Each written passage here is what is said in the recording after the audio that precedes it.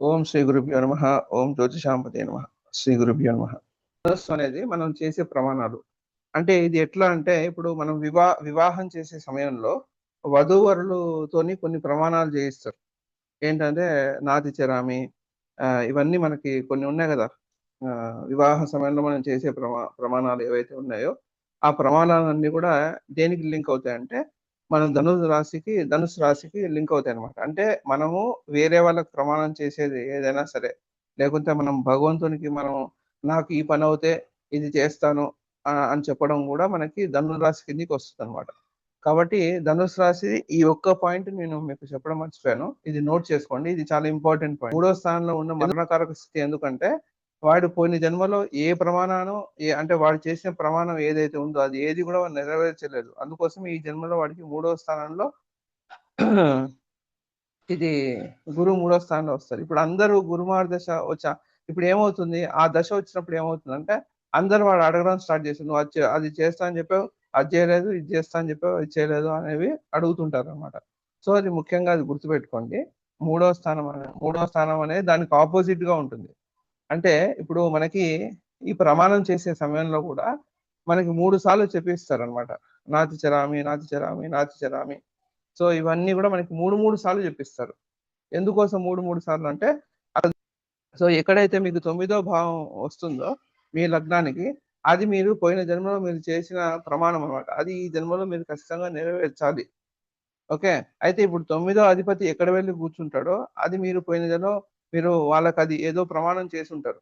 So, ఆ దశ, అంతర్దశ వచ్చినప్పుడు ఏమవుతుందంటే, ఆ ప్రమాణం మీరు నెరవేర్చే స్థితి అనేది వాళ్ళైనా మిమ్మల్ని అడుగుతాడు. లేకుంటే మిమ్మల్నైనా అది చేసేటట్టుగా చూస్తాడనమాట. ముఖ్యంగా అది మీరు గమనించాలనమాట. ఇది ఇంపార్టెంట్ పాయింట్ గూడా ఇది. ఎందుకంటే కొన్ని కర్మలు మనం చేయకుండా మనం వేరే జన్మకి మనం ముందరికి పోలేమనమాట. సో, మనం చేసిన ప్రమాణాలు. కాబట్టి ఇది మనకి సత్యనారాయణ స్వామి కథలో గూడా మనకు తెలుస్తుంది.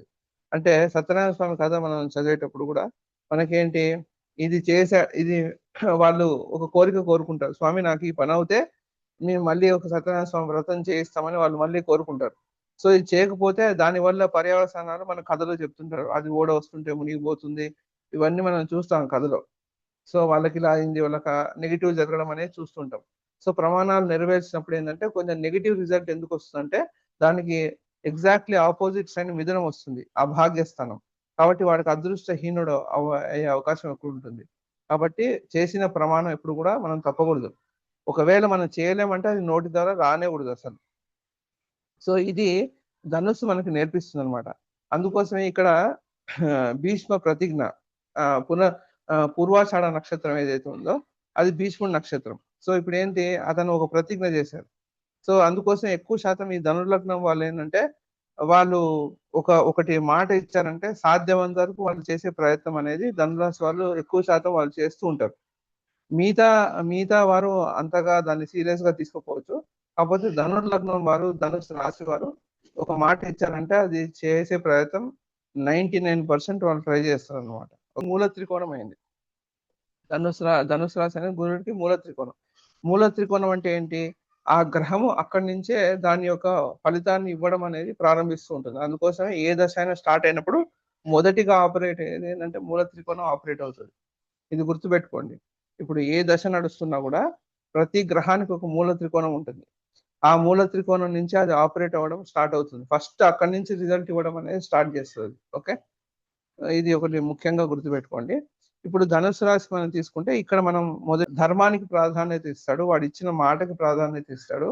తర్వాత వాడు వాడు వాడు గురువుకి ప్రాధాన్యత ఇవ్వడం, ఇవన్నీ కూడా ధనుస్సుకి ఇచ్చే ముఖ్య అంశాలన్నమాట. అంటే వీళ్ళకి ఆకస్మికంగా ధనలాభం ఇట్లాంటివి కూడా జరుగుతూ ఉంటాయి. ఆకస్మిక ధనలాభం ఒకటి, పూర్వీకుల ఆస్తి వాళ్ళకి సంక్రమించడం ఒకటి. అంటే పూర్వీకుల తాత ముత్తాతల యొక్క ఆస్తి వీళ్ళకి సహజంగా సంక్రమించే అవకాశం అనేది ఉంది.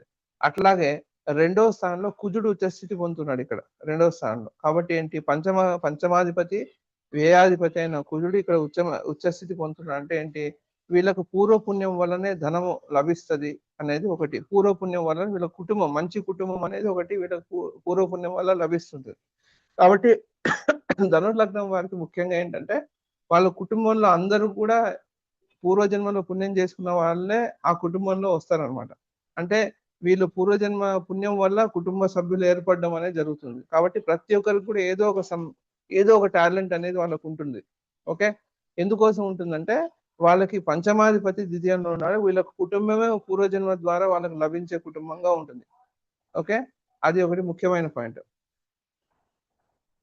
తర్వాత మూడవ స్థానం తీసుకుంటే మూడవ స్థానం అనేది ప్రతిభా స్థానం, సోదర స్థానం, సాహస భావం. కాబట్టి ఈ మూడవ స్థానంలో మనకి మిథునంలో ఏ గ్రహం ఉచ్చస్థితి నీచస్థితి పొందదు. కానీ అట్లాగే దీంట్లో మూడవ స్థానంలో అది సహజంగా లాభస్థానం అయింది. అక్కడ కూడా ఏ గ్రహం ఉచ్చస్థితి నీచస్థితి అనేది పొందదు. కాబట్టి ఇక్కడ మనకి ఈ స్థానం అంటే మూడవ స్థానం అంటే సోదర స్థానము. కాబట్టి వీళ్ళకి ఉన్న కాంటాక్ట్స్ చాలా ఎక్కువగా ఉంటాయి. ఎందుకంటే మూడవ స్థానం అనేది మనకి కమ్యూనికేషన్ ప్లేస్, అది నెట్వర్క్ ప్లేస్. మనకి 11వ స్థానం అనేది నెట్వర్క్ ప్లేస్, మనకున్న కాంటాక్ట్స్. సో వీళ్ళకి ఏంటంటే ఎక్కువ కాంటాక్ట్స్ ఉంటాయి, ఎక్కువ కమ్యూనికేట్ చేస్తుంటారు, ఎక్కువ నెట్వర్క్ పీపుల్ అంటే వాళ్ళకున్న కాంటాక్ట్స్ ఎప్పుడు కూడా వాళ్ళు కాంటాక్ట్ లో ఉంటూ ఉంటారు అనమాట. సో ఇది ధనుసు లగ్నం వారికి ముఖ్యంగా మనం చూడవచ్చు. జనరల్ గా ఈ రెండో స్థానంలో కుజుడు ఉచ్చస్థితి పొందుతుందంటే ఇప్పుడు పూర్వజన్మ పుణ్యం అనేది ఇక్కడ ఆపరేట్ అవుతుంది. అది ఒకటి చెప్పాను మీకు. ఇంకొకటి ఎప్పుడు కూడా జరుగుతూ ఉంటుంది. ఏ ధను లగ్నం వాళ్ళకైనా చూడండి, ధనుసు రాశి వారికైనా సరే, ధను లగ్నం వారికైనా సరే, వచ్చిన డబ్బు సరిగా ఖర్చు అవ్వట్లేదు, వచ్చిన డబ్బు సరిగా ఉపయోగపడట్లేదు అనేది ఎప్పుడు కూడా ఒక డిస్ప్యూట్ అనేది వాళ్ళ ఇంట్లో నడుస్తూ ఉంటుంది. ఓకే. ఎందుకంటే నుంచో పరిచయం ఉన్న వాళ్ళు కూడా వాళ్ళు కాంటాక్ట్ లో పెట్టుకుంటారు. ఎందుకంటే ఇలా కుటుంబంలో ఆల్మోస్ట్ అందరూ సంపాదించే వాళ్ళే ఉంటారు అనమాట. ఓకే. ఎందుకంటే సుఖస్థానం అంటే ఇక్కడ ధనము ఒక ఆర్థికంగా ఫ్లో అనేది బాగుంటుంది, బాగా సుఖపడతారు. ఖచ్చితంగా వాళ్ళ ఇంట్లో ఒక కారు ఉంటుంది. ఎందుకంటే లగ్జరియస్ కారణం, అన్ని లగ్జరీస్ అనేవి వాళ్ళ ఇంట్లో ఉంటాయి. 4వ స్థానం ఇంటి స్థానం కాబట్టి ఖచ్చితంగా వాళ్ళకి ఇల్లు ఉంటుంది. ఆ ఇల్లు కూడా ఏంటంటే మంచి ప్లేస్ లో ఉంటుంది, అన్ని సౌకర్యాలు ఉంటాయి, వాహనం ఉంటుంది, అన్ని కూడా వాళ్ళకి లభిస్తూ ఉంటాయి. ఓకే. ఇది వీళ్ళు చేసిన పుణ్యం అంతా కూడా సంతాన మూలకంగా అది నెరవేరుతుంది అనమాట. సో అది ఇంకోటి ఏంటంటే సంతానం కలిగిన తర్వాత వాళ్ళకి భాగ్యోదయం అవ్వడం అనేది కూడా మనం చూడవచ్చు అనమాట.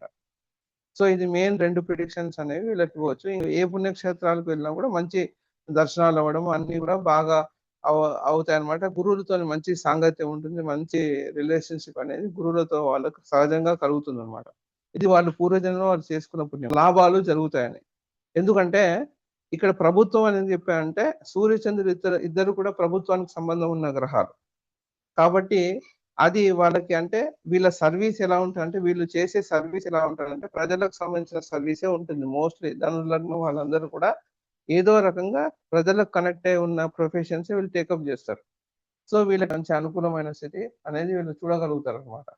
ఎందుకంటే వృత్తిలో ధనం ఒక సహాయం అనేది వాళ్ళకి అందుతూ ఉంటుంది. ధనం అంటే ఎదుగుదల అనేది బాగా ఉంటుంది. ఎందుకంటే అక్కడ ధనస్థానాధిపతి లింక్ అయ్యాడు కాబట్టి, చంద్రుడు కూడా లింక్ అయ్యాడు కాబట్టి వృత్తి. కానీ అదే స్థానాధిపతి శుక్రుడు అక్కడ నీచ స్థితి పొందాడు అంటే వీళ్ళకి ఏంటి సడన్ గా మనీ రిలేటెడ్ ఇష్యూస్ కూడా వస్తూ ఉంటాయి. ఎందుకంటే శుక్రుడు నీచ స్థితి దాని ఫలితం కూడా ఇవ్వాలి కదా.